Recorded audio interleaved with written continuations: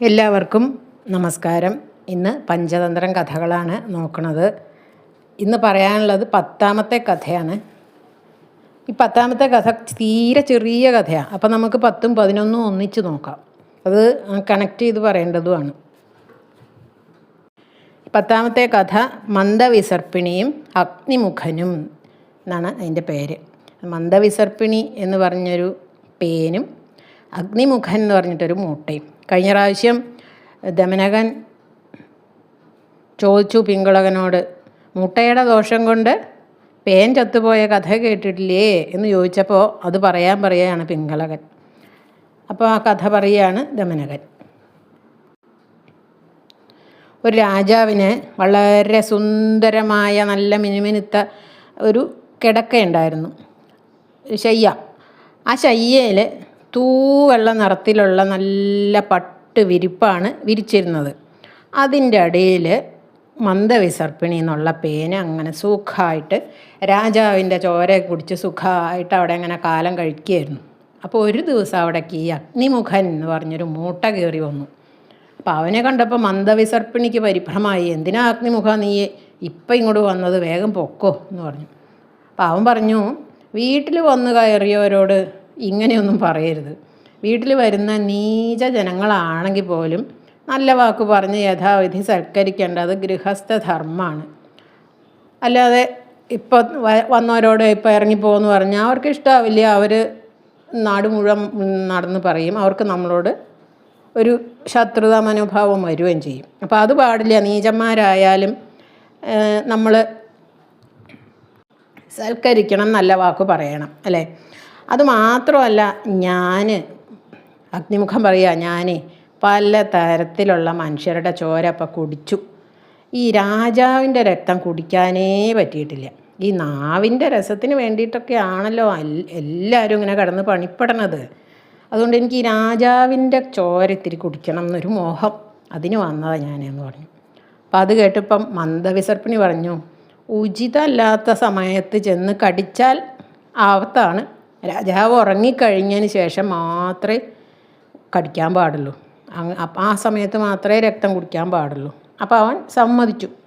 പറഞ്ഞപ്പോൾ ആദ്യമൊക്കെ സമ്മതിച്ചു. രാത്രിയായപ്പോൾ രാജാവ് വന്ന് കിടന്നു, ഉറങ്ങാനുള്ള ഭാവമൊക്കെ ആയി. അപ്പോൾ വന്ന് കിടന്ന ഉടനെ ഒന്നും ഉറങ്ങുമൊന്നുമില്ലല്ലോ. അപ്പോൾ മൂട്ടയ്ക്ക് കൂതി സഹിച്ചില്ല. രാജാവ് വന്ന് കിടന്നപ്പോഴേക്കും ഉറങ്ങണേൻ്റെ മുമ്പേ പോയി കടിച്ചു രാജാവിനെ. അപ്പം എന്താ പറയണേ, അഗ്നിക്ക് തണുപ്പും ചന്ദ്രന് ചൂടും ഒരിക്കലും സംഭവിക്കാത്ത കാര്യമാണ്, അല്ലേ? അതുപോലെയാണ് ജന്തുക്കളുടെ സ്വതയുള്ള സ്വഭാവം. എത്ര ഉപദേശം ചെയ്താലും മാറില്ല. അവരുടെ ആ സ്വഭാവം കാണിക്കും എന്നാണ് പറയണത്. അപ്പോൾ ഈ കടി കൊണ്ടതേ രാജാവ് ചാടി എഴുന്നേറ്റ് വേലക്കാരെയൊക്കെ വിളിച്ചു. അപ്പോൾ അവർ ഓടി വന്നു, വിരിപ്പൊക്കെ എടുത്ത് തട്ടിക്കുടഞ്ഞ് പരിശോധിച്ചു. അപ്പം മൂട്ട എന്ത് ചെയ്തു, വേഗം കട്ടിലിൻ്റെ അടിയിലേക്ക് പോയി ഒളിച്ചു. വിരിപ്പിൻ്റെ ഒരു ചുരുളിൻ്റെ ഇടയിൽ ഇങ്ങനെ കിടന്നിരുന്ന മന്ദവിസർപ്പിണിയെ ഇവർ കണ്ടു, അതിനെ കൊന്നും കളഞ്ഞു. അപ്പം അതാണ് ദമനകൻ പറയുക. അതുകൊണ്ടാണ് ഞാൻ പറയണത്, സ്വഭാവം അറിയാത്തവന് ആശ്രയം കൊടുക്കരുത് എന്ന്. ഇപ്പോൾ ഈ പുല്ലുതീനിയല്ലേ നമ്മൾ അഭയം കൊടുത്ത് വച്ചിരിക്കണത് എന്നാണ് ചോദിക്കണതേ സഞ്ജീവകനെ. പിങ്കളകനോട് ചോദിക്കുകയാണ്, അവനെ കൊന്നില്ലെങ്കിൽ അവൻ അങ്ങയെ കൊന്നേക്കും. പിങ്കളകനെ കൊല്ലും എന്നാണ് ദമനകൻ പറയണത്. സ്വന്തക്കാരെ ഉപേക്ഷിച്ചിട്ട് അന്യന്മാരെ ബന്ധുക്കളാക്കുന്നവൻ കകുദ്രുമ രാജാവിനെ പോലെ മരണമടയും എന്ന് കേട്ടിട്ടില്ലേ എന്ന് ചോദിച്ചു ദമനകൻ. അപ്പോൾ പിങ്കളകൻ ആ കഥയും കേട്ടിട്ടില്ല, അതും എന്ന് പറഞ്ഞു. അപ്പോൾ ഈ കകുദ്രുമ രാജാവിൻ്റെ കഥയാണ് ഇപ്പോൾ ഇനി ദമനകൻ പറയണത്. അത് 11ാമത്തെ കഥയാണ്. ഒരു കാട്ടുപ്രദേശത്ത് ചണ്ഡരവൻ എന്നൊരു കുറുക്കനുണ്ടായിരുന്നു. നല്ല രസമുള്ള പേരാണല്ലേ. ഞാൻ പറഞ്ഞില്ലേ കഴിഞ്ഞ തവണ, ഏത് ജീവിക്കായാലും ഈ പഞ്ചതന്ത്രം കഥകളിൽ കൊടുക്കുന്ന പേരുകൾ നല്ല രസമുള്ള പേരുകളാണ്. ഈ കുറുക്കൻ്റെ പേര് ചണ്ഡരവൻ എന്നാണ്. അവനിങ്ങനെ ഒരു ദിവസം വിശപ്പ് സഹിക്കാണ്ട് ഒന്നും തിന്നാൻ കിട്ടാണ്ട് പട്ടണത്തിലേക്ക് ചെന്നു. അപ്പോൾ പട്ടണത്തിലുള്ള പട്ടികളെല്ലാം കൂടി കുരച്ചുകൊണ്ട് ഇവൻ്റെ അടുത്തേക്ക് ഓടി, കടിപിടി കൂടി. അവനാണെങ്കിൽ പേടിച്ചോടി, ഈ പട്ടികളെ പേടിച്ചോടി ഓടി ഓടി ഒരു വെളുത്തേടൻ്റെ വീട്ടിൽ ചെന്നു. അപ്പോൾ അവിടെ നീലം കലക്കി വെച്ചിട്ടുണ്ടായിരുന്നു ഒരു പാത്രത്തിൽ, അതിനകത്ത് പോയി വീണു. അതിൽ നിന്ന് ഇങ്ങോട്ട് എങ്ങനെയൊക്കെയോ പുറത്തേക്ക് ഇങ്ങോട്ട് വന്നപ്പോൾ അവനാകെ നീല നിറായി. പട്ടികൾ എന്ത് ചെയ്തു, അവനെ തിരിച്ചറിയാതെ അവർ തിരിച്ചുപോയി. പിന്നെ ചണ്ടരവൻ എന്തോ ചെയ്തു, വേറൊരു കാട്ടിലേക്ക് പോയി. അപ്പോൾ ഈ നീലച്ച ശരീരം അവനെ കണ്ട് ആർക്കും മനസ്സിലായില്ല. അവിടെയുള്ള സിംഹവും പുലിയും മറ്റെല്ലാ മൃഗങ്ങളും 4 വഴിക്കും ചിതറി ഓടി പേടിച്ചിട്ട്. അപ്പം ചണ്ടരവൻ പറഞ്ഞു, പേടിക്കൊന്നും വേണ്ട, മൃഗചക്രവർത്തി ആയിരിക്കാൻ എന്നെ ബ്രഹ്മാവ് സൃഷ്ടിച്ച് നിയോഗിച്ചിരിക്കുകയാണ്. എൻ്റെ പേര് കകുദ്രുമൻ എന്നാണ് എന്നൊക്കെ പറഞ്ഞു. അത് കേട്ടപ്പോൾ അവിടെയുള്ള മൃഗങ്ങളെല്ലാവരും കൂടി നല്ല വിനയത്തോടെ അവൻ്റെ മുമ്പിൽ പോയി നിന്നു. അവൻ സിംഹത്തെ മന്ത്രിയാക്കി, പുലിയെ പള്ളിയറക്കാവൽക്കാരനാക്കി, കടുവയെ വെറ്റിലക്കാര്യസ്ഥനാക്കി, ചെന്നായിയെ പാറാവുകാരനാക്കി. അങ്ങനെ ഓരോ മൃഗങ്ങൾക്കും ഓരോ സ്ഥാനം കൊടുത്തു. പക്ഷേ സ്വന്തക്കാരായിട്ടുള്ള കുറുക്കന്മാരെയൊക്കെ കഴുത്തിന് പിടിച്ച് പുറത്തു തള്ളി. സിംഹം പുലിയും ഒക്കെ കൊണ്ടുവരണ ജീവികളെ അവൻ്റെ മുമ്പിൽ ഇങ്ങനെ കൊണ്ടുവയ്ക്കും ഭവ്യതയോടെ. അവൻ അതിൽ നിന്ന് കുറച്ചെടുത്തിട്ട് തിന്നിട്ട് ബാക്കി അവർക്ക് കൊടുക്കും, മറ്റുള്ള മൃഗങ്ങൾക്ക് കൊടുക്കും. അപ്പോൾ പ്രഭുവായിട്ടുള്ള ഭാവത്തിൽ വേണ്ടത് തിന്നിട്ട് ബാക്കിയുള്ളതും എല്ലാ മൃഗങ്ങൾക്കും വീതിച്ചു കൊടുക്കും. പക്ഷേ എനിക്കൊരു സംശയം ഇതിലെന്താണെന്ന് വെച്ചാൽ, സിംഹം ഇത് കഥയായതുകൊണ്ടായിരിക്കും ഇങ്ങനെ പറഞ്ഞിരിക്കുന്നത്. സിംഹം കൊന്നു തിന്നുന്ന സിംഹം കൊല്ലണ മൃഗത്തിനെ സിംഹം തന്നെ കൊന്നിട്ട് ബാക്കിയാണ് ഈ മറ്റ് മൃഗങ്ങൾക്ക് കൊടുക്കുക. ചത്ത് ഉള്ളതിനെ, അപ്പം ജീവനുള്ളതിനെ കൊന്നിട്ടാണ് സിംഹങ്ങൾ തിന്നുക. പിന്നെ അല്ലേ, എന്തായാലും ഇത് പേടിച്ചിട്ടാണെന്ന് വിചാരിക്കാം. നീലക്കുറുക്കനെ പേടിച്ചിട്ടാണ് സിംഹം ഇങ്ങനെ ചെയ്തത്, കഥയാണല്ലോ എന്ന് വിചാരിക്കാം. ഒരു ദിവസം ഇങ്ങനെ കഴിയുമ്പോൾ, സുഖമായിട്ട് അങ്ങനെ കഴിയുമ്പോൾ, ഒരു ദിവസം ഒരു നിലാവുള്ള രാത്രിയിൽ ദൂരത്തുനിന്ന് കുറുക്കന്മാരെല്ലാവരും കൂടി ഓരിയിടണ ഒച്ച ഈ കകുദ്രുമൻ കേട്ടു. അപ്പോൾ അവന് ഈ കുറുക്കന്മാരുടെ ഒച്ച കേട്ടപ്പോൾ, ഇവിടെ ഇപ്പം കുറുക്കന്മാരൊന്നും ഇല്ലല്ലോ, അവനവൻ്റെ ആൾക്കാരുടെ ഒച്ച കേട്ടപ്പോൾ അവന് വലിയ സന്തോഷം തോന്നി. അപ്പോൾ ഒരു ഓർമ്മയില്ലാതെ അവനും ഒന്ന് ഓരിയിടാൻ തുടങ്ങി. അപ്പോഴാണ് സിംഹം പുലി ഒക്കെ അന്തം വിട്ടുപോയത്. അയ്യേ, ഇത് വെറൊരു കുറുക്കനായിരുന്നോ എന്ന് വിചാരിച്ചിട്ട് അവർക്ക് കുറച്ച് നേരം നാണം വന്നു. എന്നിട്ട് അവനെ പിടിച്ച് നിർത്തി കടിച്ചു 100 കഷ്ണങ്ങളാക്കി കൊന്നു തിന്നു.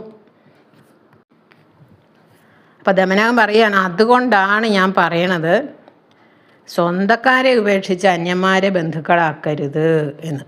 അപ്പോൾ പിങ്കളകൻ ചോദിച്ചു, ഈ സഞ്ജീവകൻ എന്നെ ദ്രോഹിക്കാൻ വരുമ്പം ഞാനെങ്ങനെയാണ് മനസ്സിലാക്കുക, അതെങ്ങനെയാണ് അറിയുക എന്ന് ചോദിച്ചു. അപ്പോൾ ദമനകൻ അതിനും പരിഹാരം പറഞ്ഞു കൊടുത്തു. എങ്ങനെയാണ് ദ്രോഹിക്കാൻ വരുമ്പോഴുള്ള ഭാവം പറഞ്ഞു കൊടുക്കുക. തുടുത്ത കണ്ണും മുഖവും, തുടിക്കുന്ന ചുണ്ട്, 4 വശത്തേക്കും ഇങ്ങനെ സംശയത്തോടെ ഇങ്ങനെ നോക്കി വരുന്നതൊക്കെ കണ്ടാൽ നമ്മളെ അപകടപ്പെടുത്താനാണ് എന്ന് മനസ്സിലാക്കണം എന്ന് പറഞ്ഞു. അപ്പോൾ സിംഹത്തെ എങ്ങനെ എല്ലാം പറഞ്ഞ് ബോധ്യപ്പെടുത്തിയിട്ട് ദമനകൻ എന്ത് ചെയ്തു, മെല്ലെ സഞ്ജീവകൻ്റെ അടുത്തേക്ക് പോയി. സഞ്ജീവകൻ ദമനകനെ കണ്ട് വലിയ കുശല പ്രശ്നമൊക്കെ ചെയ്തു. സുഖല്ലേ, ഞാൻ താങ്കൾക്ക് വേണ്ടി എന്താ ചെയ്തു തരേണ്ടത് എന്നൊക്കെ ചോദിച്ചു. ഈ സുഹൃജനങ്ങൾക്ക് കാര്യം സാധിപ്പിച്ചു കൊടുക്കുന്നവനാണ് ധന്യൻ, വിവേകിയും മാന്യനും ഒക്കെ അങ്ങനെയാണ് പറയണത് എന്നൊക്കെ സഞ്ജീവകൻ പറഞ്ഞു. അപ്പം ദമനകൻ പറഞ്ഞു, ഈ ഭൃത്യജനങ്ങൾക്ക് എന്ത് സുഖ, ഈ രാജസേവകർക്ക് ജീവനിൽ പോലും ഉറപ്പില്ല. ഈ എന്നും ഭൃത്യനായിട്ട് എന്നും ഭൃത്യനായിട്ടുള്ളവർ ജീവിച്ചിരിക്കണമെന്ന് തന്നെ പറയാൻ പറ്റില്ല. ഈ സേവകവൃത്തി ചെയ്യുന്നവനെ പട്ടിയേക്കാളും മോശമായിട്ടുള്ള ജീവിതമാണ് നയിക്കുന്നത്.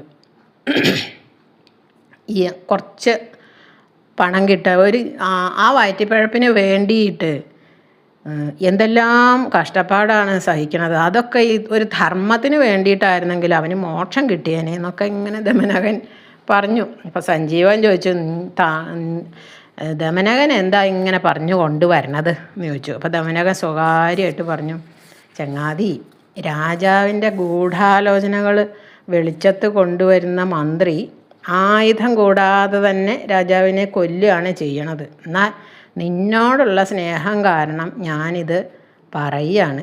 നാളെ രാവിലെ താങ്കളെ കൊന്ന് മൃഗങ്ങളെയൊക്കെ തൃപ്തിപ്പെടുത്താൻ ഉദ്ദേശിക്കുകയാണ് എന്ന് ഇന്ന് പിങ്കളകൻ എന്നോട് പറഞ്ഞു.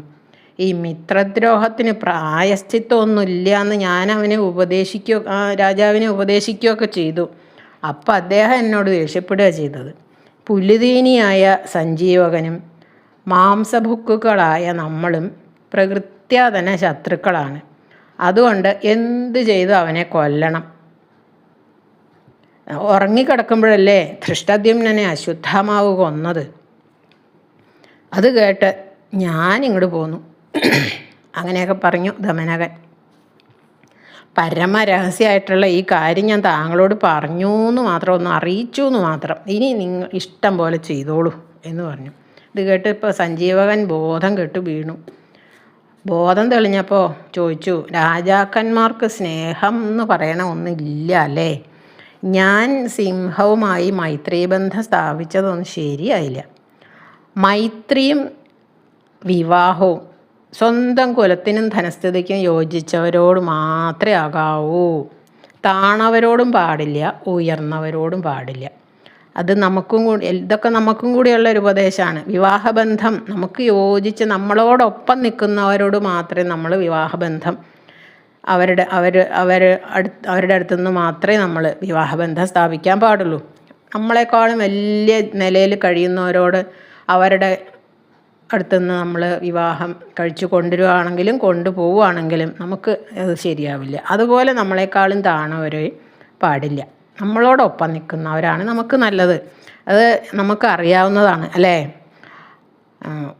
കാരണം കൂടാതെ ദേഷ്യം കരുതുന്നതിനെ എങ്ങനെ സന്തോഷിപ്പിക്കാനാണ്? ഒരു കാര്യമില്ലാണ്ട് ഓരോ തെറ്റിദ്ധാരണകൾ കൊണ്ട് നമ്മളോട് ദേഷ്യം കരുതുന്നവരെ സന്തോഷിപ്പിക്കാൻ നമുക്ക് ഒരിക്കലും പറ്റില്ല. അതും നമുക്കറിയാം അല്ലേ?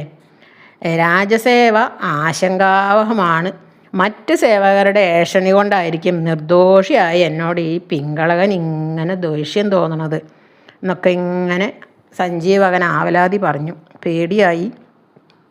അപ്പോൾ ദമനകൻ സമാധാനിപ്പിച്ചു, പേടിക്കൊന്നും വേണ്ട. അദ്ദേഹം ഏഷണി കേട്ട് വിശ്വസിച്ചിരിക്കുകയാണെങ്കിലും താങ്കളുടെ നല്ല വാക്കൊക്കെ കേട്ട് സന്തോഷിച്ചുകൂടായികയൊന്നുമില്ല എന്ന് പറഞ്ഞു. അപ്പം സഞ്ജീവകൻ തല ഉലുക്കി. ദുർജനങ്ങൾ ദുർബലരാണെങ്കിൽ പോലും അവരുടെ ഇടയിൽ കഴിഞ്ഞാൽ അവർ എന്തെങ്കിലും ഉപായം കണ്ടുപിടിച്ച് നമ്മളെ കൊന്നുകളയും. ഒട്ടകത്തിൻ്റെ കഥ കേട്ടിട്ടില്ലേ എന്ന് ചോദിച്ചു. അപ്പം ദമനകൻ ആ കഥ അറിയില്ല. അപ്പോൾ ഇത്രയും നേരവും ദമനകൻ ആ കഥ പറഞ്ഞുകൊണ്ടിരുന്നേ അല്ലേ? അപ്പോൾ ദമനകന് അറിയാത്ത കഥയേ ഉണ്ട്. അപ്പോൾ സഞ്ജീവകനോട് ദമനകൻ പറഞ്ഞു, ആ കഥ എന്നാന്ന് പറയൂ, എനിക്കറിയില്ല എന്ന് പറഞ്ഞു. അപ്പോൾ ദമനകനോട് സഞ്ജീവകൻ പറയും ഒട്ടകത്തിൻ്റെ കഥ. അത് നമുക്ക് അടുത്ത ആഴ്ച കേൾക്കാം. എല്ലാവർക്കും നന്ദി, നമസ്കാരം.